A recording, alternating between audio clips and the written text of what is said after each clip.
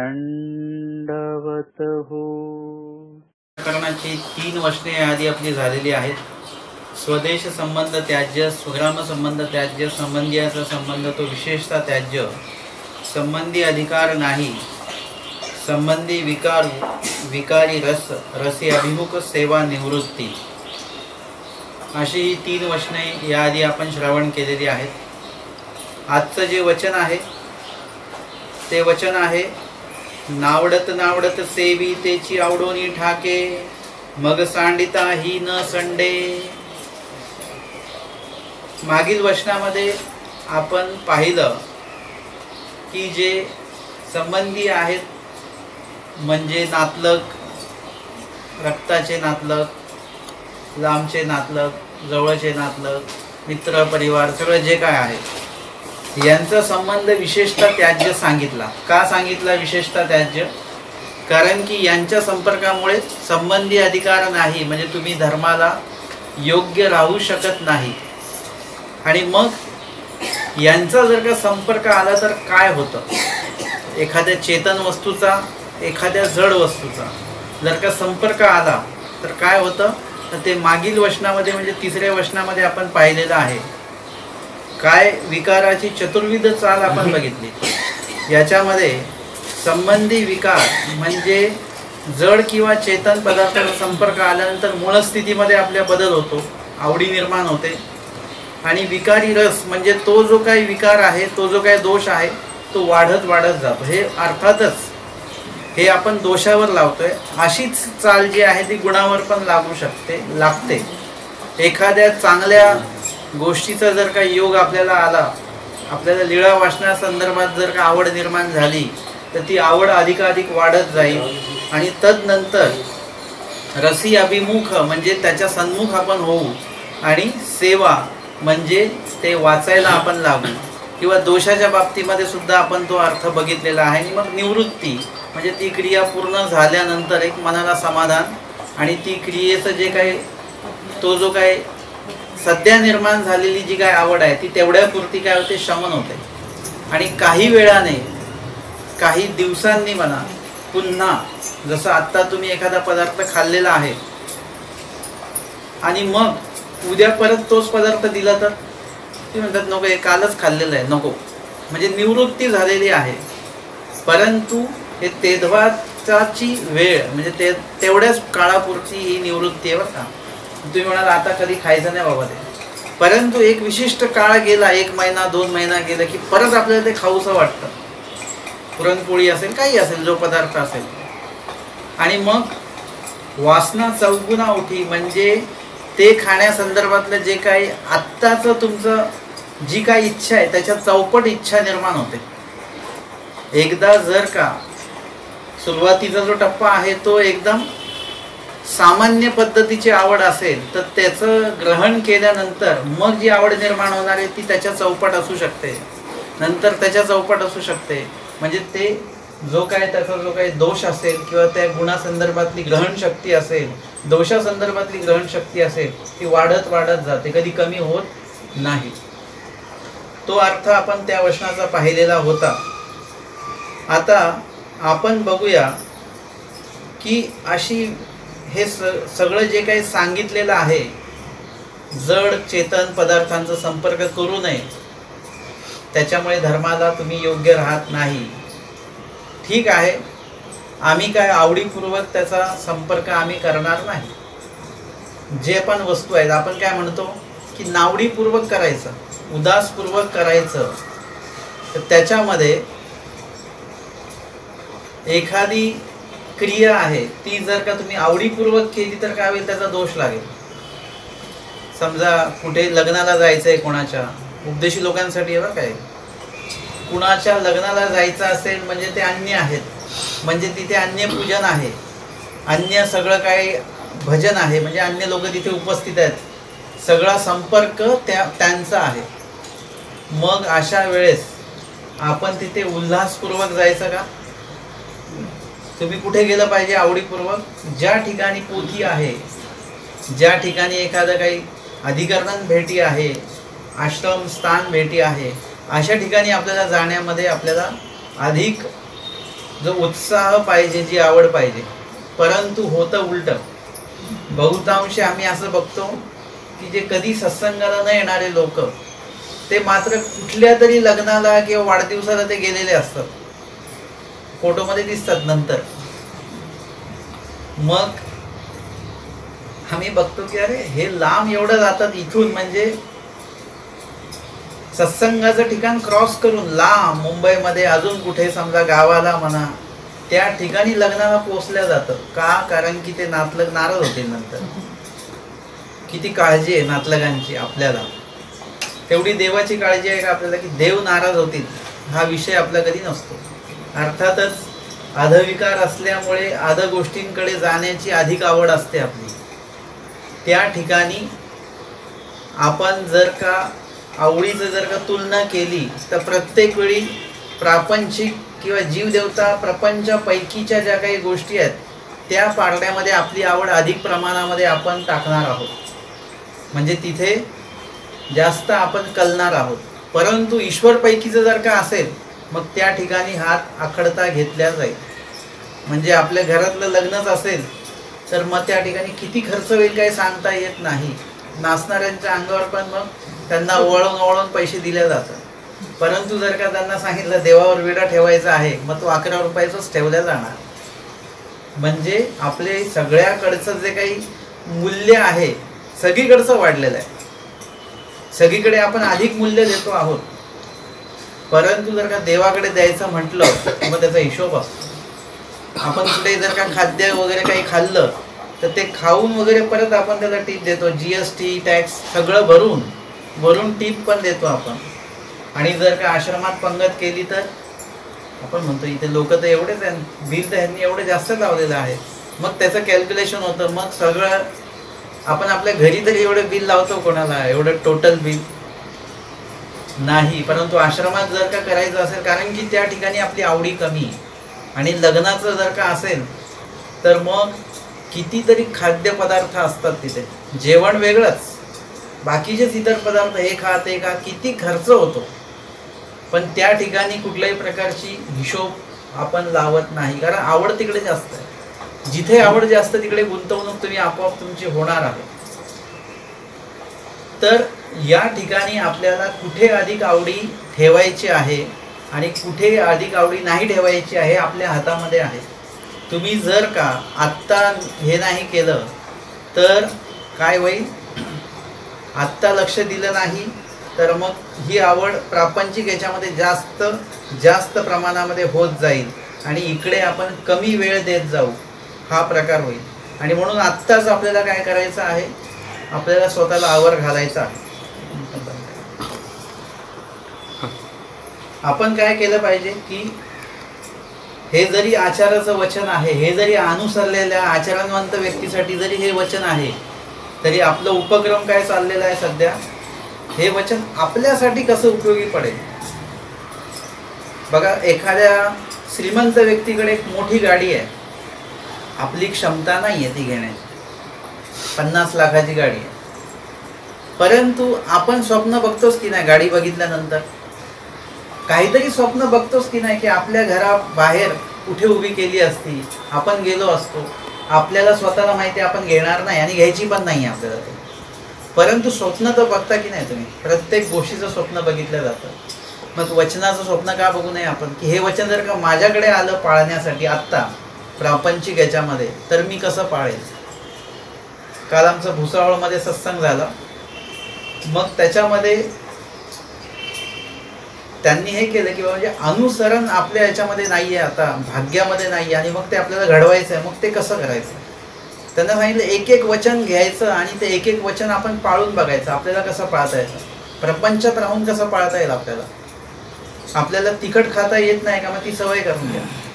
आपल्याला शिळं खायची सवय नाही आहे, ताजी चपाती पाहिजे, ताजा भात पाहिजे, ताजी भाजी पाहिजे, तर ती सवय करून घ्या शिळं खाण्याची. कधी काळी तुम्हाला एकदमच आळणी खायची जरी वेळ आली तरी ती खाता आलं पाहिजे. घरी एक दिवशी आळणी जेवण बनवणं सुरू करून द्या. इथे तुम्हाला या सगळ्या गोष्टी इथेच करायच्या आहेत.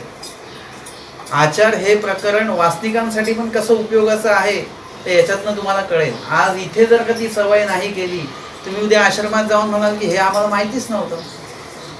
आपण बोलतो ना, आम्हाला माहिती असतं तर आम्ही घरून तयारी करून आलो असतो की. मग जर का इतर बाबींची आपण तयारी करून येतो, तर वचन आणि त्याचा आचरणाची तयारी आपण घरी का नाही करावी? केलीच पाहिजे. आणि म्हणून वचन सगळ्यांसाठी आहे, गृहस्थ लोकांसाठी आहे, वासनिक लोकांसाठी आहे, की त्यांनी घरच्या घरी या सगळ्या गोष्टी ज्या अनुसरणाच्या नंतर अनुसरण पांती आपल्याला ज्या करायच्या आहेत त्या आत्ता सुरुवात करा. तिथे गेल्यानंतर तुम्हाला हे अवघड जाणार नाही. बघा, आधीच्या काळामध्ये असं असायचं की त्या मुलाला जर का चांगलं लिहिता वाचता येत असेल तर मग त्याला बालवाडीत नाही, सरळ तो पहिलीला, किंवा कधी कधी सरळ तो दुसरीला त्याला ॲडमिशन व्हायचं आणि त्याला चांगलं वाचता येतं वगैरे. तसं कदाचित तुमचे इथेच वचनपाठ असतील, अर्थात आवड असेल तर वचनपाठ होतील बरं का. आत्ता जरी तुम्ही नावडत सेवन केलं, वचनपाठ करायला सुरुवात केली, त्याची आवडूनही ठाकेल, नंतर इतकं आवडायला लागेल तुम्हाला असं वाटेल अरे 150 किंवा 1238च वचनं आहेत, अजून वचनं पाहिजे होती, अजून वचनं असती तर आम्ही अजून पाठ केली असती. आहेत अजून पण वचनं आहेत, शोधणीच्या पाठाची पण वचनं आहेत. आपले हेच वचनं पाठ होत नाही आहेत, अजून शोधणीच्या पाठामधले अजून वचनं आहेत, ते पण सुंदर आहेत वचनं सगळी. काय ते कधी आपण अवलोकन करणार त्याचं? आपलं निम्मा अधिक वेळ, आपली निम्मी अधिक आवड आपण इतर गोष्टींमध्येच लावतो आहे. धार्मिकच त्याला लेबल आहे बरं का, लेबल धार्मिकच आहे. आज कोणीतरी लिहिलेलं आहे की बाबा काय झालं जर का कोणी अधिक जर का पदार्थ बनवले आणि त्याचा उपार दाखवला, किती तास गेले याच्यामध्ये. सकाळी बाया 3ला उठतात, पंचावतार उपार असेल तर, आणि दुपारी 3 वाजले तरी सगळं काय आठवत नाही. पूर्ण दिवस तुमचा वाया गेला. जर का तुम्ही तुमची ती आवड स्मरणामध्ये नाही करत आहे, लिळेमध्ये नाही करत, तुम्हाला टार्गेट आहे तुम्हाला एवढे वर्ष पाठ पाहिजेत, तुमच्या एवढे वर्ष झाले तुमच्या एवढ्या लिळा पाठ का नाही आहेत, एवढी वर्ष का नाही पाठ झाली, दृष्टांत तुमचे पाठ आहेत का, हे जर का तुमचं काहीच पाठ नाही आहे ना, तुम्हाला बाकीचं काय करायचं आता हे नाही आहे. म्हणजे जेव्हा मी स्वतः संवत्सरला गेलेलो होतो अभ्यासाला, त्यावेळेसची गोष्ट आहे. आम्ही त्यावेळेस समजा 15-16 वर्षाचा मी होतो, आणि सुट्टीच्या दिवशी आम्ही काय केलं, गाडी केली एक, आणि डोमेग्राम करायला म्हणून आम्ही निघालो. डोमेग्राम करायला निघाल्यानंतर मध्ये पुंतांब्याचा आश्रम आहे, तिकडे स्थान पण आहे. तर मग मामाजी त्यांना भरपूर मानतात, पुंतांब्याचे दादा. आता ते नाही आहेत, परंतु दादांना पुष्कळ मानायचे, आणि ते पुंतांब्याचे दादा मामाजींना खूप मानायचे. मग आम्ही त्यांची भेट व्हावी या दृष्टिकोनातनं आम्ही काय केलं, आम्ही पुंतांब्याच्या आश्रमात गेलो. आणि आश्रमात गेल्यानंतर बाबांनी बघितलं आम्हाला, पुंतांब्याच्या दादांनी, की या ठिकाणी जेवढी कोणी हे आलेले आहेत स्थानवंदनासाठी चाललेले आहेत, आम्ही सगळे 15, 16, 17च्या वयोगटातले होतो आणि नुकतेच अभ्यासासाठी आलेलो होतो. मग ते आम्हाला बोलले ते कुठे चालले. आम्ही म्हटलं आम्ही डोमेग्राम स्थानवंदन करायला चाललो. आणि संवत्सरला अभ्यासाला येतो की. म्हटलं हो. आम्ही सगळेजण बोललो हो. मग ते बोलले मग अभ्यास नाही आज. म्हटलं आज सुट्टी आहे, शुक्रवार आहे. ते म्हणे सुट्टी आहे, मग रिव्हिजन, मागची उजळणी वगैरे हा अभ्यास नाही आहे का तुम्हाला. मग म्हणजे हा विचार आम्ही आज तेव्हापर्यंत आम्ही केलेला नव्हता. मग जेव्हा ते हे बोलले, मग त्यांनी आम्हाला समजवून सांगितलं की आत्ता तुमचं वय जे आहे ते अभ्यासाचं आहे. आत्ता तुमच्या पुढे आहे 5 स्थळांचा अभ्यास, लिळेचा अभ्यास, वचन पाठांतर, अनेक गोष्टी आहेत, अजून खूप शिकायचं आहे तुम्हाला. आणि हे शिकण्याचं वय आहे. एकदा निघून गेलं की परत तुम्ही ह्याच्यातलं काहीही शिकू शकत नाही. आणि खरोखर आहे की एकदा त्यावेळेस जो पाठांतराचा जो काही वेग होता, म्हणजे मी स्वतः तरी अर्धा तासामध्ये 10 वचनं अर्थासकट मी पाठ करायचो. तो जर का कंटिन्यू ठेवला तर आज पण तो राहणार. तो जर का आपण व्यापकत्वामुळे जर का सोडून दिलं तर ते पाठ राहणार नाही. मग त्यांनी सांगितलं स्थानं कुठेही जात नाहीत, स्थानं इथेच आहेत. तुम्ही काय करा, अर्धवट ज्ञान घेऊन स्थानवंदन करायला येण्यापेक्षा पूर्ण ज्ञान घेऊन या. स्थानवंदनाचं सुद्धा ज्ञान आहे, वचनाचं ज्ञान आहे, लिळेचं ज्ञान आहे. हे सगळं करून मग स्थानवंदन करायला या. म्हणजे विधी करता अविधी पण होणार नाही, विधी करता विधी पण साधल्या जाईल आणि स्थान सुद्धा विधीपूर्वक वंदन केल्या जाईल. ही गोष्ट आमच्या लक्षात आली की आपल्यासाठी भरपूर मोठं साध्य आहे, अजून पुढे भरपूर काय करायचं आहे आपल्याला, याच्यात वेळ जास्त नाही घालवायचा. अर्थातच वाटेने तुम्हाला एखादे ते स्थान लागतं आहे तर मग तुम्ही ते डावलायचं नाहीच आहे, परंतु स्पेशली तुम्ही तुमचा वेळ जो आहे तो वेळ तुम्ही कधी कुठल्या गोष्टीसाठी लावू शकता, जेव्हा तुम्हाला देवाने दिलेलं ज्ञान तुमचं पूर्ण झालेलं आहे का. होमवर्क ज्याला बोलतात, म्हणजे आई वडील मुलांना बाहेर खेळायला कधी पाठवतात, आधी होमवर्क कर आणि मग खेळायला जा. मग आमचं होमवर्क झालेलं आहे का? नाही झालेलं आहे. मग आपण इकडे तिकडे आपला वेळ का घालवतो आहे, म्हणजे एकंदरीत आपल्याला आपला वेळ कुठे द्यायचा हे सुद्धा आपल्याला कळलं पाहिजे. मी काय त्या उपहाराला किंवा स्थानवंदना मी नावं ठेवत नाहीये, परंतु तुम्ही पूर्ण वेळ जर का तिकडेच द्यायला लागले, पूर्ण वेळ जर का दिवा बत्ती अगरबत्ती याच्यामध्येच जायला लागला आपला, तर मग होणार कसं, कधी होणार आपलं पाठ. आपल्या घरात फुलवाती संपले तर फुलवाती कधी बनतील आपल्या, ह्याचं टेन्शन आहे आपल्याला. अगरबत्ती संपली, तूप संपलं, हे संपलं, ते संपलं, परंतु जे काय आपल्याला ज्ञान म्हणून दिलेलं त्यातलं आपण काहीच करत नाही, तर त्यातलं आपल्याला कधी आवड निर्माण होईल, ती आवड निर्माण होणं खूप गरजेचं आहे. आणि म्हणून आज जरी तुम्हाला त्याचा त्रास होत असेल वाचण्याचा, आज जरी तुम्हाला पाठ करण्याचा त्रास होत असेल, नावडत जरी तुम्ही ते सुरू केलं, नावडत म्हणजे कसं, जेव्हा मला सांगितलं जायचं, माझी 10वी होत होती आणि कुणी पण साधू आमच्याकडे आले मंदिरामध्ये की ते म्हणायचे की याचं शाळा झाल्यानंतर याला संवत्सरला ठेवा अभ्यासाला. मला खूप टेन्शन आहे, म्हणजे आता घर सोडून एवढ्या लांब जायचं म्हणजे काही माहिती नव्हतं एवढं खास. मग खूप असं कोणी असं बोललं ना की मला खूप टेन्शन येऊन जायचं की आता आपल्याला एवढ्या लांब नेऊन ठेवणार, अभ्यास करावा लागेल, हे करावं लागेल. म्हणजे आधीचा जो काळ होता की एक आवड पण होतीच आणि एक थोडंसं भीती पण होती, पण हळू एकदा तिकडे पोहोचल्यानंतर काय झालं की एक आवड निर्माण झाली आपोआपच. आवड निर्माण होता होता एक अशी वेळ आली की मग पोथी बुडवायचा असेल तर आम्ही अजिबात बुडवत नव्हतो, घोग बुडवायची वेळ आली तर आम्ही बुडवत नव्हतो. आम्ही घोग घेऊन मग गावाला जायचं असेल तर मग अभ्यास घेऊन मग जायचं, किंवा मग आल्यानंतर अभ्यास असं बघायचं. असं एकंदरीत आधी प्रथम काळामध्ये तुम्हाला ज्या गोष्टीची नावडी असते, दोषांच्या बाबतीत आणि गुणांच्या बाबतीत दोन्हीकडे हे लागू आहे, तर आपल्याला काय करायचं आहे, त्याचा उपयोग करून घ्यायचा आहे आणि ती नावड जी आहे ती आवड रूपामध्ये आपल्याला बदलून घ्यायची आहे. मागील वचनाच्या माध्यमातून आपण बघतो आहोत की जरी आम्ही संबंधियाचा संबंध हा जर का नावडत केला तर मग तर काही दोष नाही. आम्हाला काय आमच्या घरी नातलग आले तर आम्हाला काही आवडत नाही, हे ग्रस्तांसाठी वचनाचं विश्लेषण चालू आहे.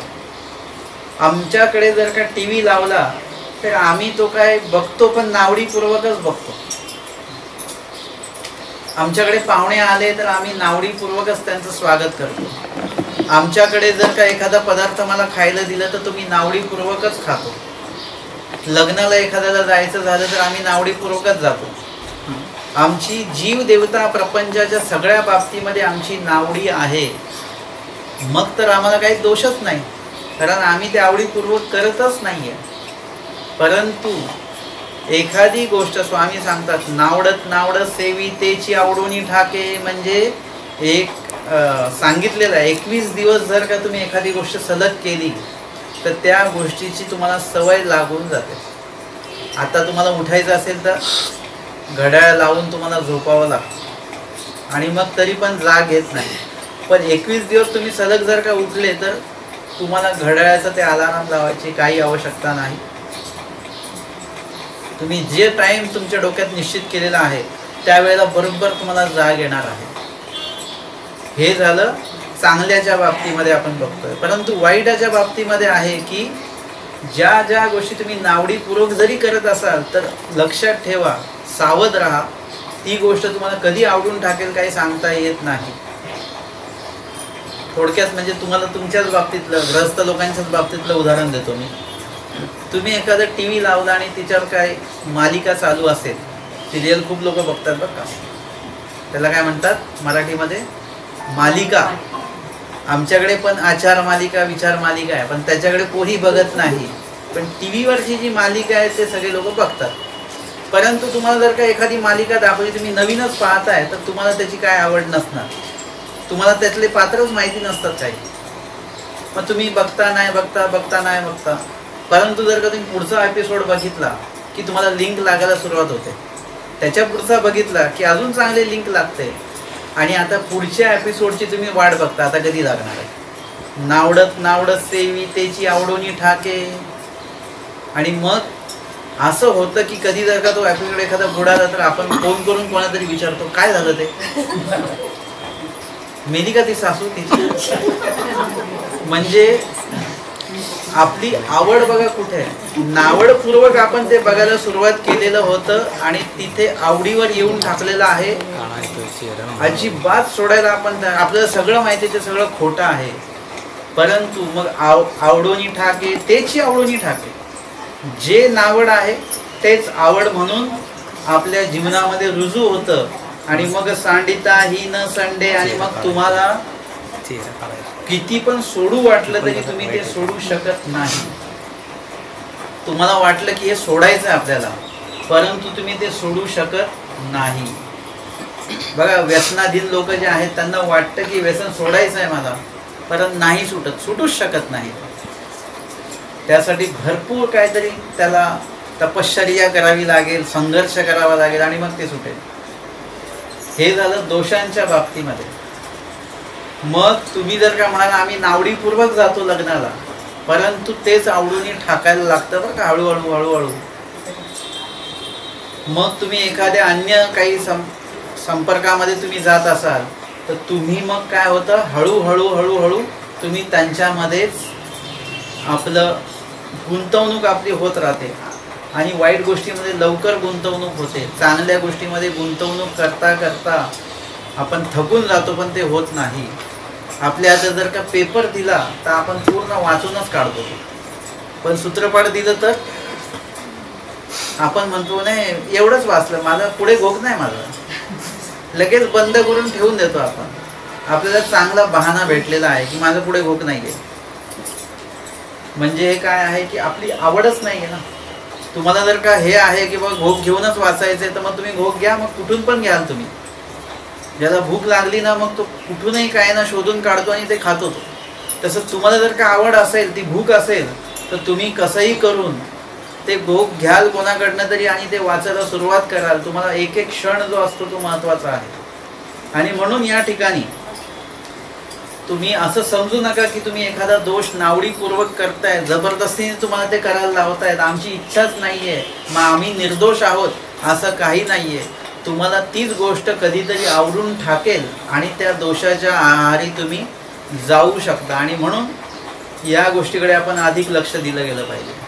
आता ह्याचं उलटं आपण ज्ञानाच्या बाबतीमध्ये किंवा चांगल्या गोष्टींच्या बाबतीमध्ये बघूया.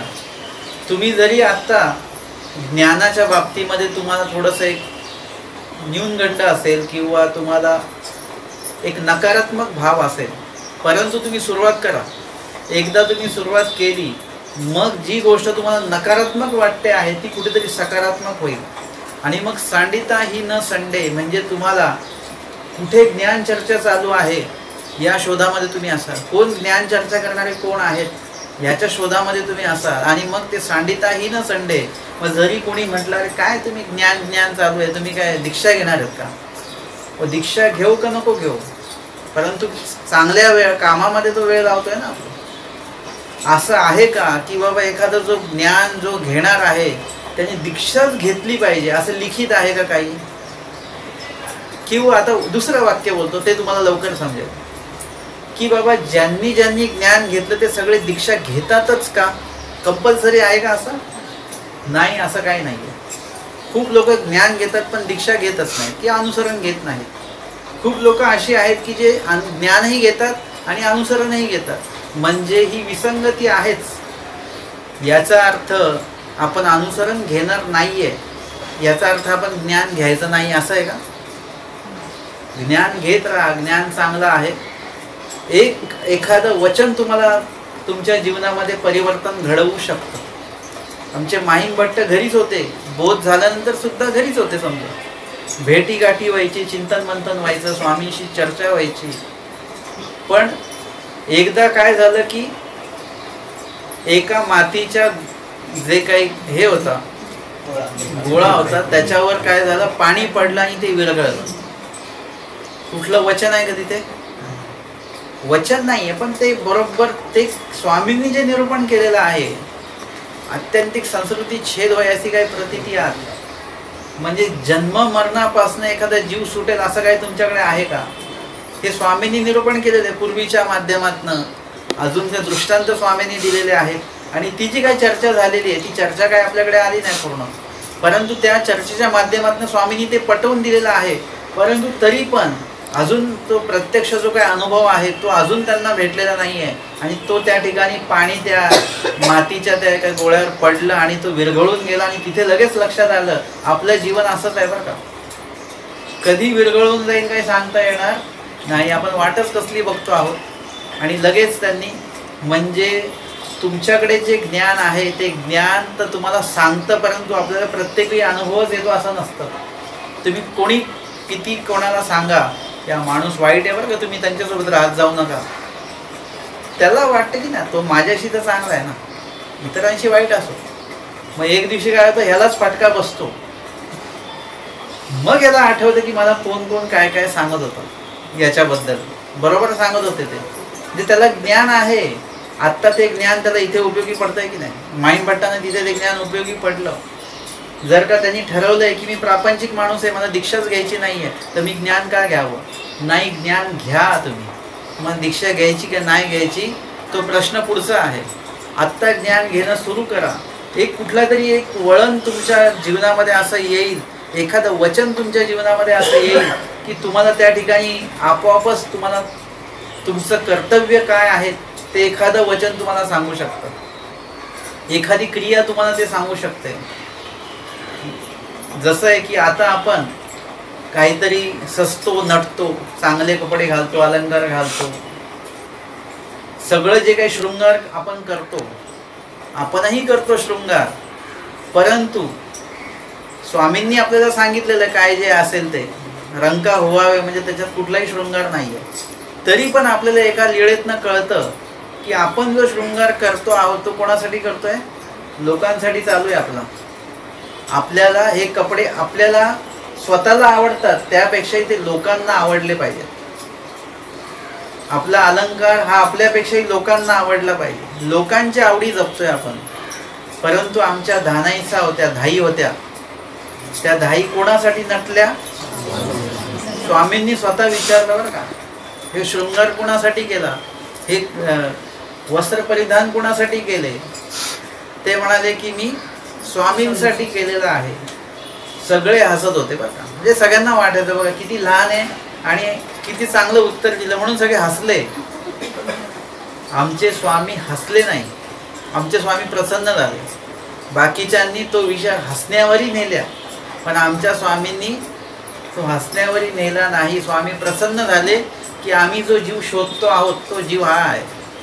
स्वामी खरं तर उमाईचा आणि धाईसाठीच सारंगपंडितांच्या घरी जात होते. ते अधिकाराचे कणवेचे जीव होते आणि त्यांच्या मुखातनं जेव्हा ते निघालं म्हणजे स्वामींना काय करायचं आहे, तुमचं जे काही उल्लेख आहे तो मानसिकच राहू नये, तो वाचिक पण झाला पाहिजे. तो वाचिक झाला तिथे की मी स्वामींसाठी इथे शृंगार करते. आणि तो प्रत्यक्ष कधी घडला? जेव्हा निंब्याला भटोबासांच्या आश्रमामध्ये धाई आणि त्यांच्या आई उमाईसा या दोघी सारंग पंडित गतप्राण झाल्यानंतर त्यांनी अनुसरण घेतलं. हे आहे मानसिक, मानसिकाचं झालं वाचिक आणि वाचिकाचं प्रत्यक्ष अनुसरण. आणि भटोबासांना म्हणतात, धाई तुनी कास साच केली, म्हणजे त्यावेळी स्वामींनी विचारलेलं होतं कास कवणा कारणे घात, तर ते श्री चांगदेवरावला कारणे. ते म्हणतात तू जे बोलली होतीस तेव्हा ते आज तू खरं करून दाखवलंस. आपल्याला असं बोलता आलं पाहिजे की जी गोष्ट आपल्याला करता येणार नाही पण आपल्याला बोलता आली पाहिजे. आणि एकदा जर का तुम्ही बोलले मग तुम्ही जबाबदारी घेतली पाहिजे की मी आता बोललोय, माझ्या तोंडून शब्द गेलाय, आता मला हे खरं करून दाखवायचं आहे. आपण ह्याला त्याला दाखवण्याच्या गोष्टी करत राहतो, मी त्याला चांगलं दाखवणार आहे एकदा, हे बोलण्यापेक्षा आपण काय करू शकतो, परमेश्वराला आपण काहीतरी आचरण करून दाखवू शकतो आणि याच्यासाठी आवड असणं खूप गरजेचं असतं. धाई उगच नव्हती बोलली. धाईची सुरुवात कुठून झालेली आहे? देवासारखं व्हायचं आहे, देवाचं व्हायचं आहे. देवाचं व्हायचं आहे. का बरं देवाचं व्हायचं आहे? कारण की मला देवासारखं व्हायचं आहे. देव कसे आहेत? निर्दोष आहेत. परमेश्वराकडे कुठल्याही प्रकारचा दोष नाही. मला तसं व्हायचं आहे. परंतु तसं होण्यासाठी काय व्हावं लागेल? देवाचं व्हावं लागेल. तेव्हा तुम्ही देवासारखं होणार. दाई बोलते की बाबा स्वामींचं वर्ण एवढा सुंदर आहे, चांपे गौर. म्हणजे कशामुळे असेल? ही स्वामींना जी काही हळद लावल्या जाते, काय उठणं लावल्या जातं, हे सगळं जे काही उपयोगात नेल्या जाते, कदाचित त्याच्यामुळे स्वामींचं वर्ण तसं झालेलं असेल. तर मला कुणासारखं व्हायचं आहे? तिला काही समजत नव्हतं बरं का, पण तिच्या मुखातनं जे काही वाक्य निघालं ते खूप महत्वाचं आहे. मला स्वामींसारखं व्हायचं आहे. तो जो वर्ण आहे तो मला आला पाहिजे. ह्या कधी येऊ शकतो? तुम्ही स्वरूपात प्राप्तीला गेल्याशिवाय तुम्हाला स्वरूप स्पर्श नाही, स्वरूपाचा आनंद नाही. आणि तसा जो वर्ण आहे म्हणजे स्वामींचा वर्ण आपल्याला लागेल ना, प्रत्यक्ष वर्ण लागेल असा नाही, परंतु त्या रंगात आपण जीव कसा स्फटिकाकार, एक स्फटिकाकार वस्तू जी आहे त्याच्यामागे ज्या रंगाचा तुम्ही काही लाईट लावाल तोच रंग तो फेकणार. आपले काच असते, काचेमध्ये ज्या रंगाचा तुम्ही काही दिवा लावाल त्या रंगाचं ते बाहेर ते हे होईल ना, तो जो स्फटिक आहे तो त्या रंगाचा दिसायला लागेल. मग जीव जेव्हा निर्दोष आहे, स्वच्छ आहे, निर्मळ आहे, स्फटिकाकार आहे, आता याला स्वामींच्या वर्णाच्या समोर ठेवलं तर जीवाचं स्वतःचं वर्ण राहणारच नाही. त्याला स्वामींचा वर्ण त्याच्यातनं दिसायला लागेल, तो तसा होऊन जाईल. आणि मग मला स्वामींसारखं व्हायचं आहे. याच्यासाठी उपाय काय आहे? तुम्हाला स्वामींसारखं व्हायचं असेल तर स्वामींचं व्हावं लागेल. धानाईसाने ते सुद्धा सांगितलं की आता इथून पुढे मी जे पण काय करणार आहे ते स्वामींसाठी आहे. शृंगार स्वामींसाठी, वस्त्र स्वामींसाठी. आणि ती एवढ्यावर थांबली नसेल, पुढे घटना नाही आलेली आहे, परंतु त्याच्यानंतर जेवढ्या काही गोष्टी धानाईचा करत असतील त्या कदाचित स्वामींना सुंदर दिसावी मी या दृष्टिकोनातनं सुरू असेल. ते एक जेव्हा जाण आली असेल त्यावेळेस त्यांना ज्ञान, त्यांना माहिती झालं असेल, काही ना काही कळलं असेल. अनुसरणाला काय उगाच नाही केलेलं, त्या काहीतरी जाण झालेली आहे. आणि त्याच्यानंतर ती जाण जी आहे त्या जाणेनी, त्या ज्ञानाने त्यांना सांगितलेलं आहे की आता आपण जो काही अलंकार घालत होतो, आपण जे काही कपडे घालत होतो त्याच्याने देव खुश होणार नाहीत. आपल्याला काय करावं लागेल? आचरण रूपी जे अलंकार आहे ना ते परिधान करावे लागतील. ईश्वराची दसी रूपी जे काही वचन रूपी दशी जी आहे ते परिधान करावं लागेल. आपल्याला रंगीबेरंगी कपडे घालून देव खुश होणार नाही. भरपूर अलंकार घातले त्याच्याने देव खुश होणार नाही. आपल्याला एक सवय असते की बाबा आता काय अवसर असेल तर आपण चांगले कपडे सगळं करून जातो, परंतु खरोखर देव ह्याच्याने खुश होत असतील का? बघा, थोडा विचार करा. जिथे स्वामींनी सांगितलं, जिथे नाथोबासांच्या लीळा आम्ही बघतो की त्यांनी कढई सोडून दिली तशीच, स्वामी नाहीत तर नाही, नको. आमच्या निळभट्ट, भांडारेकार, माहीमभट्ट, भट्टोबाचे सगळं सोडून आलेले आहेत. ते कुठेही अलंकारानिशी स्वामींच्या समोर नाही आहेत. आजही अधिकरणांना भेटताना एक लक्षात ठेवायचं, आपल्या हातामध्ये घड्याळ वगैरे काय असेल हे रिस्पेक्ट आहे बरं का. हा नियम नाही आहे, विधी नाही आहे. नाही तर तुम्ही म्हणाला विधी आहे बरं का, अधिकरणांना भेटताना घड्याळ काढून ठेवायचं. एक रिस्पेक्ट आहे तो.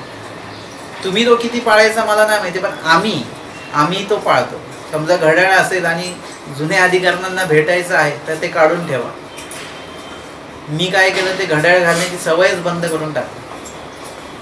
एरवीच वांबरी संवत्सरला मामाजींनी आम्हाला ते हे केलेलं आहे की काही अलंकार घालायचे नाहीत, काही मनगटामध्ये काही घालायचं नाही, गळ्यामध्ये कुठला अलंकार नको, काही नको. त्याच्यामुळे गाठी घालायची असेल तरी मामाजींनी सांगितलं जाड मण्यांची घालायची दिसली पाहिजे, तुम्ही साधू आहात म्हणून. म्हणजे अलंकारातनं तो एक भागच, तो जो काही आवड आहे, जी काय आवड ते निघून गेलेली आहे. आणि मग त्याची आवडोनी ठाके कुणाला असं आवडत नाही की अलंकार घालावेत, परंतु एकदा तुम्ही अलंकार घालतच राहिले तर ते आवडूनच टाकणार आहे, ते सोडल्या जाणार नाही. परंतु जर का तुम्ही त्याच्याविषयी नावड निर्माण केली तर ते आपोआप सुटल्या जाणार आहे. धानाईसाने ते केलेलं आहे. नंतर जी धानाईसा स्वामींसाठी अलंकार घालायची, शृंगार करायची, ती बिचारी छोटीशी धाई, तिला जसं जसं कळत गेलं आणि मग तिच्या लक्षात आलं आता अनुसरायचं. अनुसरण म्हणजे काय? हे शृंगार काढून ठेवायचं, अलंकार काढून ठेवायचे, हे जे काही सजणं नट नाही ते काढून ठेवायचं आहे. देवाला हा अजिबात हे काही आवडणार नाहीये. मग देवाला आवडेल असं काय आहे? तो शृंगार वेगळा आहे. सुखश्रेय शृंगार की नाही, ज्या गोष्टींमध्ये त्या काही ज्या गोष्टी म्हणजे काय पाहिजे, आपल्या वागण्यामध्ये, आपल्या बोलण्यामध्ये, आपल्या विचार करण्यामध्ये सुखही झालं पाहिजे आपल्याला, श्रेय म्हणजे गोमटही प्राप्त झालं पाहिजे, समाधानही भेटलं पाहिजे. आणि शृंगार म्हणजे नवीन नवीन वचनांचं जे काही आपल्या जीवनामध्ये जे काही नवीन वचनं आली पाहिजेत, नवीन ज्ञान आलं पाहिजे. नवीन ज्ञान म्हणजे आपल्या दृष्टीने नवीन, आपल्याला आत्तापर्यंत माहिती नाही म्हणून, एरवी ते परंपरेने आलेलं ते ज्ञान आहे. आणि म्हणून त्याच्याविषयी आवडी निर्माण करा. बाकीच्या कुठल्याही गोष्टींनी काहीही होत नाही. आज म्हणजे गृहस्थ लोकांसाठी सांगायचं झालं तर जेवढ्या काही वस्तू आपण यूज करतो ना स्वतःला सुंदर दाखवण्यासाठी, या सगळ्या गोष्टी आपल्या शरीराचं नुकसान करतात. तुम्ही कधी विचार करता याचा? जा आपल्या आश्रमात जा तुम्ही, अधिकाऱ्यांना बघा काय लावतात ते चेहऱ्याला. त्यांना भेटल्यानंतर आपल्याला बरं का वाटतं? तेज का आहे त्यांच्या चेहऱ्यावर? त्यांच्याकडे ब्रह्मविद्या नावे, परमेश्वराचं ज्ञान आहे, त्या ज्ञानाचं आचरण आहे. तुम्ही या दोन गोष्टी करा, ज्ञान घ्या आणि त्याचं आचरण करण्याचे प्रयत्न करा. त्याच्यातनं जे काही समाधान मिळणार आहे, तुमचा चेहऱ्याचा मेकअप आपोआप त्याच्यानेच होईल. काही लावायची गरज नाही, आपोआप तेज निर्माण होईल. कुठल्याही प्रकारचा शृंगार न करता आपण एखाद्याला प्रसन्न वाटलं पाहिजे, हा आहे. आणि ते सुद्धा ब्रह्मविद्येशिवाय ते शक्य नाही. तर तो भाग जो आहे तो सुद्धा आपण विचार का करत नाही आपण या बाबतीमध्ये. आणि जेव्हा ह्या सगळ्या गोष्टी आपल्यासाठी घातक आहेत, ह्याच्याने अनेक आजार पुढे आपल्याला होणार आहेत, पण आपण त्याचा विचार करत नाही आहे. तर हे का झालेलं आहे की आपल्याला हे सगळं आवडून टाकलेलं आहे आणि आत्ता आपल्याला त्याच्याशिवाय आपण राहू शकत नाही, जगू शकत नाही. तर तसं होता कामा नये. आपण ज्ञानाच्या दृष्टीने जर का पाहिलं तर ज्ञानाच्या बाबतीत, विधी आचरणाच्या बाबतीमध्ये जर का आपण आवड निर्माण केली तर आज जरी तुम्हाला नावड असेल, आज जरी तुम्हाला त्याच्यामध्ये काही समजत नाहीये, आज जरी तुमच्या डोक्यावरून सगळं जात आहे, तेच नावडत सेवी तेची आवडून टाकेल. म्हणजे तुम्हाला आत्ता मी जे काही सांगतो आहे ते मी 1996 पासून तो मी अभ्यास सुरू केलेला आहे. सुरुवातीच्या काही 1-2 वर्षामध्ये तर आम्हाला काहीच कळत नव्हतं बरं का. आमचं काम एवढंच आहे की हे दिलेलं आहे ते पाठ करायचं आणि ते उद्या म्हणून दाखवायचं, पाठ करायचं उद्या म्हणून दाखवायचं. एखाद्या चर्चा सुरू झाली काही तर आमच्या डोक्यावरून जायची, आळस यायचा, जांभा यायचं, झोप यायची, असं वाटायचं कधी हे संपेल चर्चा. ती एक वेळ होती. जर का त्यावेळी मी नावड निर्माण आहे म्हणून जर का सोडून दिलं असतं तर आज मी तुमच्यासमोर नसतो इथे. मी कधी कधी खूप विचार करतो या गोष्टीचा की जर का आमची जाळी चांगली नसती, जर का आपण मनावर घेतलं नसतं अभ्यासाचं, आपल्याला श्री गुरुजी जर का नसते भेटले तर काय झालं असतं. आज आपण इथे हे जे काही 2 गोष्टी आपल्याला कळतात आहे स्वतःसाठी, दुसऱ्याला सांगण्यासाठी नाही बरं का. 2 गोष्टी कशासाठी कळायला पाहिजे? स्वतःसाठी कळल्या पाहिजेत. डोळे कशासाठी पाहिजेत? दुसऱ्यांना बघण्यासाठी नाही. आपण जे चालताना जे पावलं ठेवतोय ना, कमीत कमी तेवढा रस्ता तरी आपल्याला दिसला पाहिजे आपल्या स्वतःसाठी. मग हे ज्ञान जर का तेव्हा मी नावडी म्हणून जर का सोडून दिलं असतं तर आजची परिस्थिती माझी काय असते. परंतु ते आम्ही अध्ययन करत करत करत करत करत करत ते इतकं त्याच्यामध्ये आवडी निर्माण व्हायला लागली तर आज असं आहे की एक लीळा जर का घेतली तर मी ते वेगवेगळ्या पद्धतीने बघतो की इथे ही लीळा काय सांगते, इथे ही लीळा काय सांगते. उद्या वाचली की अजून काहीतरी वेगळा अर्थ पडतो, त्याच्यातनं निघतोय. म्हणजे त्या बाबतीमध्ये एक आवड निर्माण होत गेली. असं वाटायला लागलं की एकच अर्थ माहिती, अजून अर्थ माहिती झाला पाहिजे, अजून वचनं पाठ झाली पाहिजे, टीका सगळ्या पाठ झाल्या पाहिजेत, अभ्यास बुडाला नाही पाहिजे, हा विषय इथे काय चालू आहे तो आपल्याला समजला पाहिजे. एखाद्या पोथीमध्ये काय विषय चालू आहे तो आम्हाला नाही समजला तर आम्ही ते ज्येष्ठ लोकांना ते विचारायचं की काय आजचा विषयामध्ये काय, बाबा काय म्हणत होते, मामाजी काय म्हणत होते, म्हणजे ते विचारायचं आम्ही. मग ते सांगायचे की बघा हे असं इथे आहे, इथे असं आहे, मग हा विषय तो तिथे, मग आम्हाला कळायचं हो बरोबर. ही अशी आम्हाला आवड लागत गेली आणि मग आम्ही पोथी बुडवायची नाही. कोणी जर का समोरच्या रांगेतलं कोणी जर का गावाला जाणार असेल तर त्या जागेवर आम्ही आधीच त्याला सांगायचं मला तुझी जागा दे बरं का, तो पुढे बसतोय. इतक्या दिवस आम्ही काय करायचं, जेवढं मागे बसायचं तेवढं मागे बसायचं. नंतर पोथी कळायला लागली, आवड निर्माण झाली, आम्ही पुढे बसायला लागलो. ही आवड, ही नावड जी आहे ना, ही नावडच आपल्याला काय करायची, हळूहळू बदलून त्याचं आवडीमध्ये रूपांतर करायचं. आपण जेव्हा सत्संगाला येतो, आता ही गोष्ट मी तर खूप वेळा सांगून थकलेलो आहे. आपण सत्संगाला येतो तर तिथे त्या हिशोबानेच यायचं की इथे बसायला टाकलेलं असेल, आपण जायचं, दंडवत करायचं सगळ्यांना आणि लगेच डोळे मिटून बरं का, डोळे मिटूनच स्मरण करायचं आहे आपल्याला. आपण डोळे उघडे ठेवून जर का करत स्मरण करतोय, कशाला स्मरण होईल. डोळे बंद का करायचे, कारण की इतर गोष्टी दिसल्या नाही पाहिजेत. इतर गोष्टी नाही दिसल्या तर मग स्मरण साधल्या जाईल. तुम्ही जर का डोळे उघडे ठेवून सगळ्या 10 वस्तू बघतायत तर तुम्हाला त्या 10 वस्तूंचे विचार तुमच्यामध्ये लगेच येत आहेत, स्मरण कसं होणार आहे. फक्त गाठीचं मनी इकडे तिकडे होतोय. मग त्याविषयी आपल्याला आवडी निर्माण झाली पाहिजे आधी, की स्मरणाविषय, की मला पोथीच्या आधी कमीत कमी माझी एक गाठी तरी माझं स्मरण झालं पाहिजे आणि मागे कुठली लीळा सांगितली, कुठलं वचन सांगितलं, त्याचं श्रवण आपण, त्याचं जे काही चिंतन आहे त्या स्मरणामध्ये आपण केलं पाहिजे. तर आजच्या पोथीची लिंक तुम्हाला लागणार आहे, नाही तर काही उपयोग होणार नाही. मग ती आवड जी आहे स्मरणाची ती सुद्धा असली पाहिजे, की इतकं स्मरण आपल्याला झालं पाहिजे, आपलं स्मरण झालं पाहिजे. आणि म्हणून त्याच्याविषयी जोपर्यंत आवडी निर्माण होत नाही, त्याच्याविषयी जोपर्यंत नावडीच आहे, तर ते नावडत का होईना तुम्ही ते करा, जबरदस्ती करा. एक वेळ अशी येईल की त्याची आवडून ठाके, म्हणजे तुम्हाला स्मरण एवढं आवडून टाकेल, कारण स्मरणामध्ये काय आहे, लीळा येणार आहे, वचन येणार आहे. एक नामस्मरण जे आहे ते एका नामस्मरणामध्ये नाम, लीळा, मुक्तिचेष्टा सगळं येत आहे. चतुर्विध दुःख, निर्वेद, अनुताप, अनुशोचार्थ, ह्याच्याविषयी जेव्हा एकदा आवडी निर्माण होईल ना तुम्हाला, तुम्ही, म्हणजे मी तुम्हाला सांगतो की तुम्ही एवढूसा सुद्धा वेळ वाया घालवणार नाही. तुमचं पटापट काम घरातलं आटोपलं की लगेच तुम्ही काहीतरी गाठी घेऊन बसाल, लीळा घेऊन बसाल, वचन घेऊन बसाल. वेळ अजिबात वाया जाणार नाही तुमचा. हे असं आवडून ठाकलं पाहिजे. आणि त्याविषयी आपण स्वतः जर का प्रयत्न नाही केला तर मग आपली जी आवड आहे, आपली जी नावड आहे, ती आवडीमध्ये बदलू शकणार नाही. आता जे नेमकी नावड असते एखाद्या गोष्टीची, स्वामी सांगतात नावडत सेवी, आणि तेच आवडून टाकतात. आता नावड किती प्रकारची असू शकते, तुम्ही विचार केला कधी? एखादी गोष्ट आपल्याला नावडते तर ती नावडते तर किती प्रकारे नावडू शकते. एक मनासी सेविता, मनासी जी काही विकृती आहे, म्हणजे आपल्याला तो पदार्थ मुळातच आवडत नाही. पदार्थ चांगला आहे बरं का, परंतु तो आपल्याला आवडत नाही खायला. काही लोकांना बघा शेपूची भाजी आवडत नाही, काही लोकांना आहे की कारलं खायला आवडत नाही, ते कारलं म्हटलं नकोच. ते मनासी विकृती म्हणजे मनालाच आवडत नाही.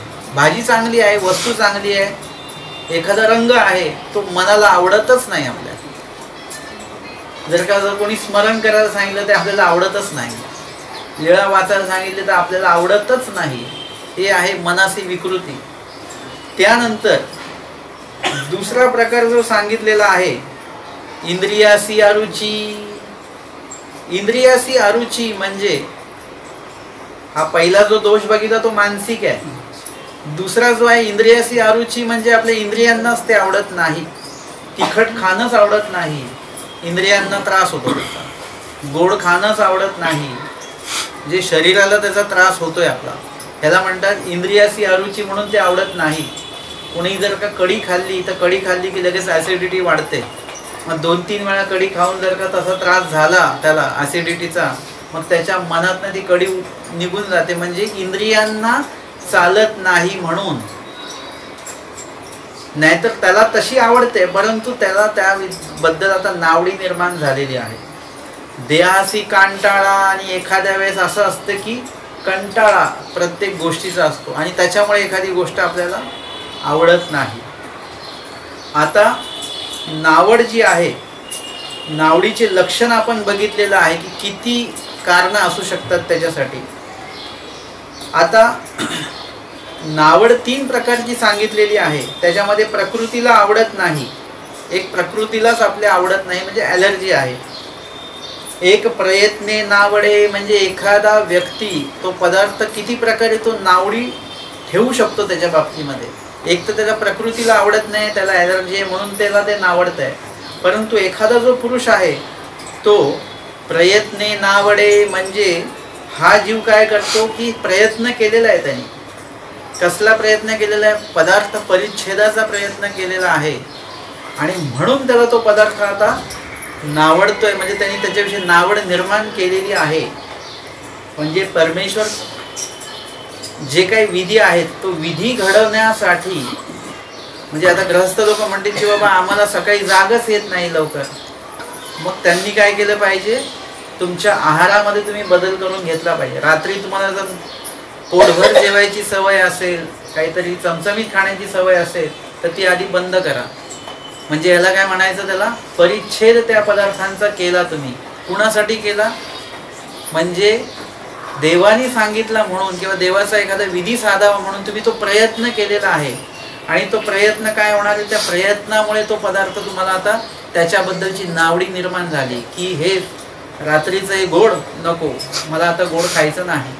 गोड खाल्लं तर मग सकाळी जाग येणार नाही, पोटभर खाल्लं तर सकाळी जाग येणार नाही, एखाद्या वेळेस लवकर नाही झोपलं तर सकाळी जाग येणार नाही.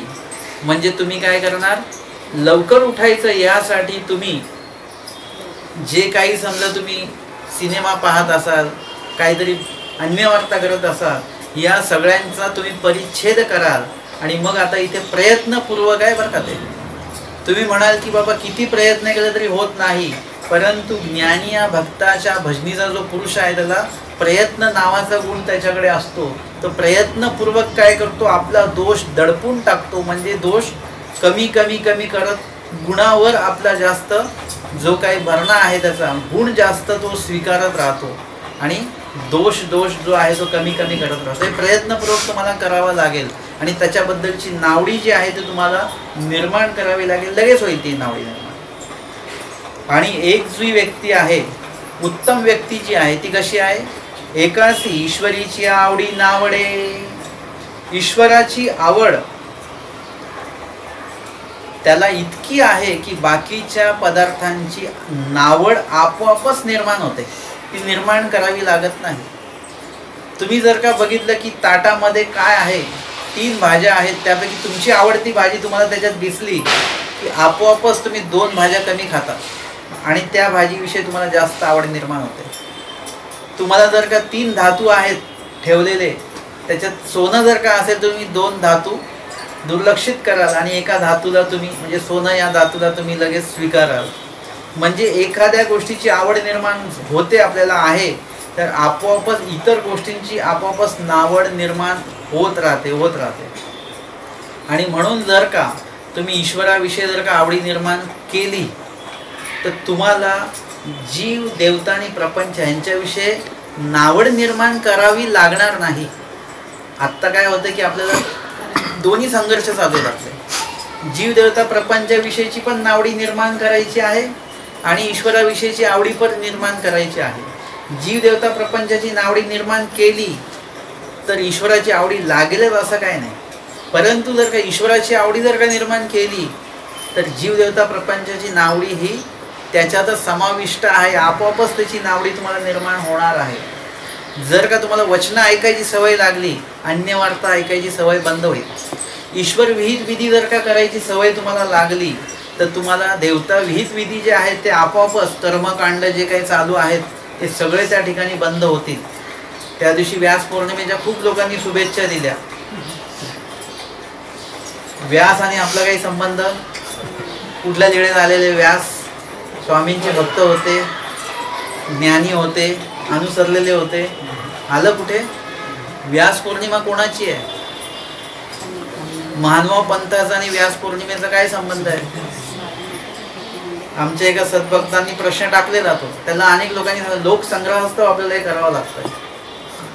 लोकसंग्रहास्तव सगळंच करा, मग आपल्याकडे भरपूर आहे. मग 12वं 13वं वर्ष श्राद्ध आहे, त्याच्यानंतर अजून खूपशे आता हे येत आहे, घटस्थापना येते, लोक आग्रहास्तव, लोक संग्रहास्तव, खूपसं आपल्याला करण्यासारखं आहे. हे जर का केलं तर लोक नावही ठेवणार नाहीत आपल्याला मानवा पंथाला.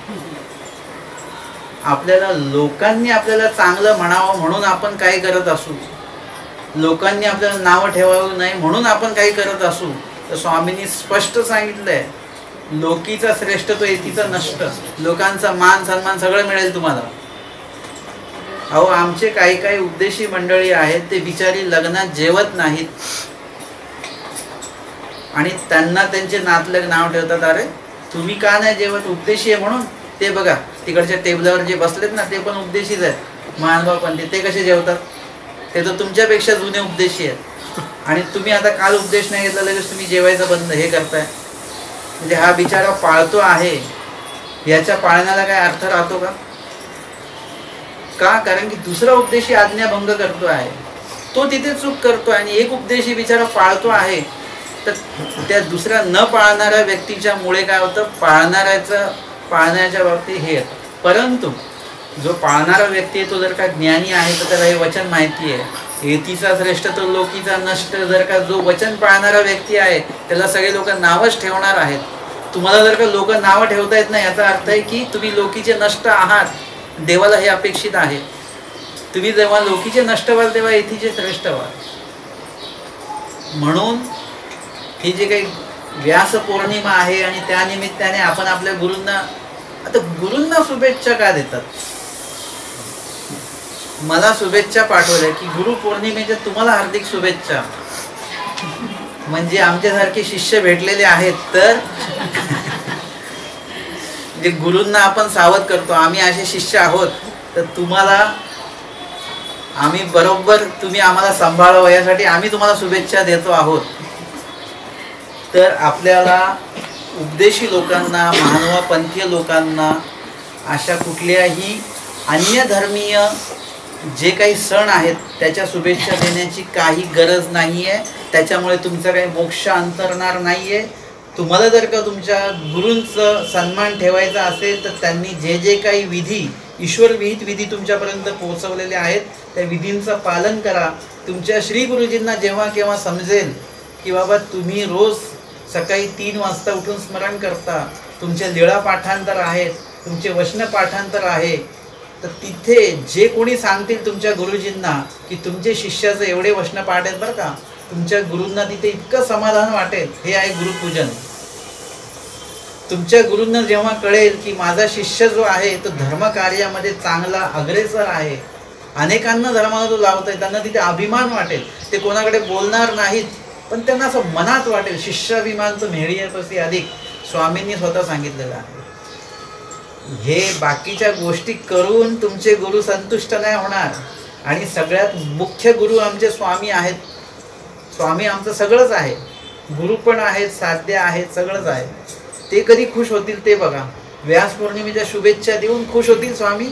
बरं झालं तुम्ही शुभेच्छा दिल्या, आम्ही तुमच्यावर प्रसन्न आहे, मागा काय पाहिजे. आपण म्हणू असं आहे, तुम्ही जर का ह्याच्याने खुश होताय, प्रत्येक महिन्यात व्यास पौर्णिमा येऊ द्या.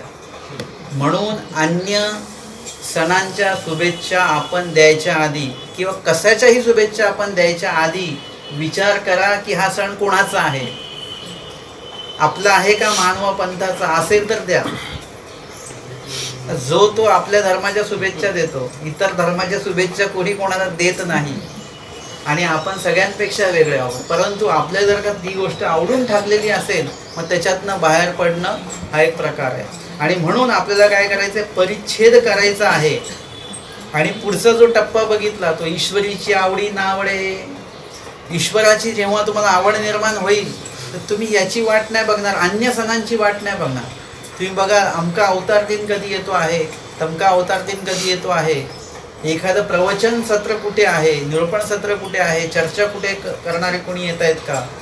म्हणजे हे जे काय आहे, कोणी तुम्हाला सांगितलं आपल्याकडे बाबा येणार आहेत, अधिकरण येणार आहेत, तुम्हाला आनंद झाला पाहिजे. कसला? की आज कार्यक्रम आहे म्हणून नाही आनंद झाला पाहिजे, तुम्हाला आनंद झाला पाहिजे. बरं झालं, अमक्या अमक्या लेळेतल्या वचनातल्या माझ्या काही शंका आहेत तर त्या मला आज विचारता येतील. बाबा स्वतः प्रत्यक्ष येत आहेत तर विचारलं तर अनेकांना त्याचा लाभ होईल. हा आनंद तुमच्यामध्ये असला पाहिजे. ईश्वरीची आवडी नावडे, त्या आवडीच्या समोर तुम्हाला बाकीच्या सगळ्या गोष्टींची नावड आपोआपच निर्माण झाली पाहिजे. काही काही लोक असतात बघा, कार्यक्रम असेल पहिल्याच पंक्तीला जेवून मोकळे.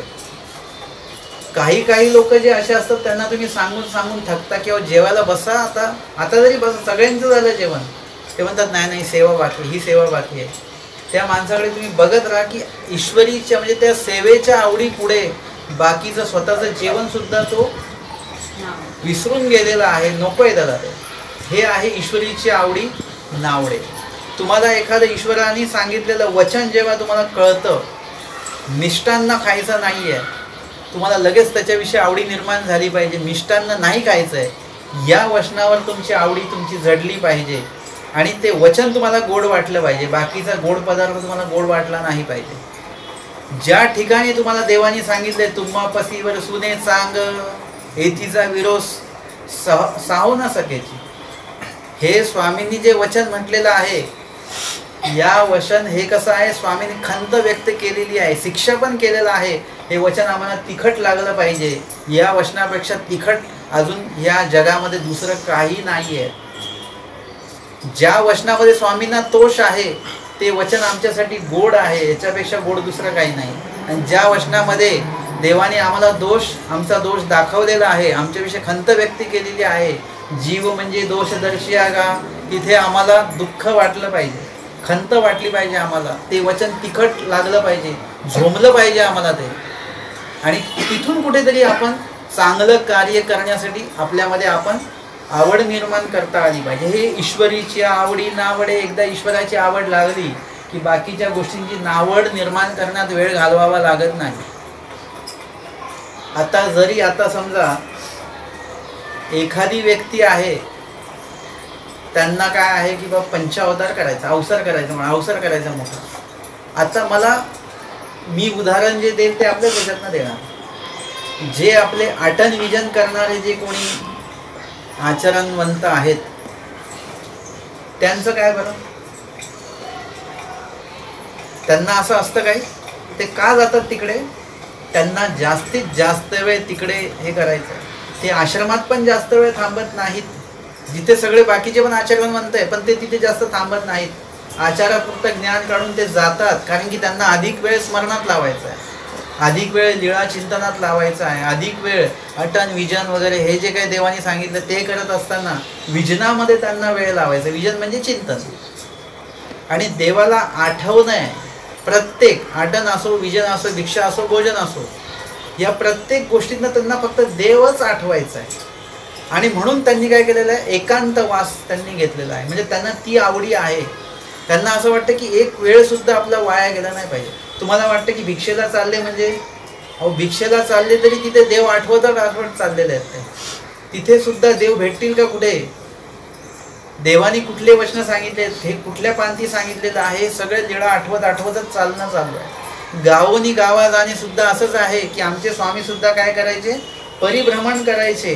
ती लीळा आठवतच चालणं आहे. देवाला कुठल्याही क्षणी विसरायचं नाही, हा त्याच्यातनं तो भाग आहे साधला गेलेला. मग ही लोक काय करत नाही का, अवसर वगैरे, ही लोक मोठमोठे कार्यक्रम का नाही घेत?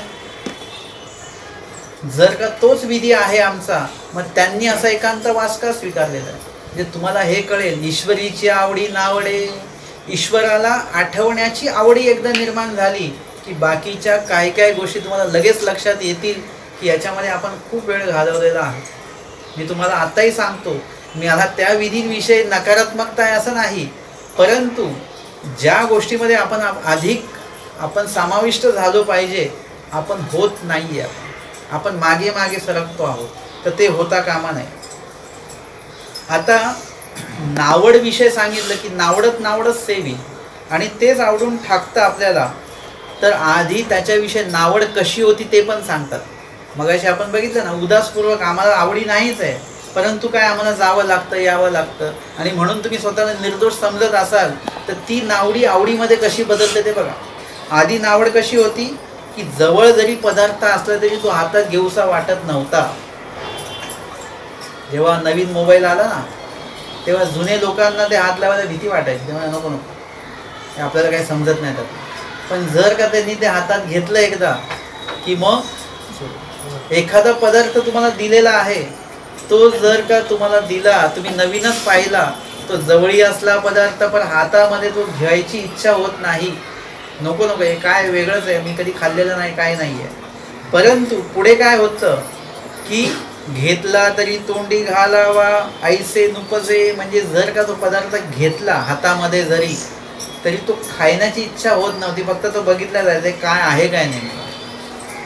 आणि जरी तोंडामध्ये घातला की बाबा काय बघू याची चव काय आहे, तर चावावा गिळावा ऐसे नुपसे, म्हणजे चावूसं वाटत नव्हतं आणि गिळूसं पण वाटत नव्हतं.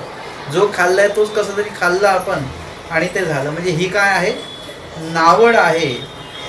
परंतु हळूहळू काय होतं, त्या पदार्थाचा संपर्क चालू राहतो, तो पदार्थ आपल्या हातामध्ये येत राहतो, तो पदार्थ आपल्याकडनं खाल्ल्याही जातो आणि नावडत नावडत सेवितेची आवडून ठाके. व्यसन आहे, एखादं व्यसन आहे, तंबाखूचं उदाहरण एकदम छान बसेल त्याच्यावर. असेल समोर तर घेऊसं वाटतं का हातामध्ये? नाही. हातात घेतली तरी खावासं वाटेल का? नाही. आणि खाल्लं तरी गिळावंसं वाटेल का? त्रास होईल त्याच्यामुळे. परंतु जर का एकदा आवडून ठाकल्यानंतर मग सांडिता ही न संडे त्याची आवडून टाके असं आहे.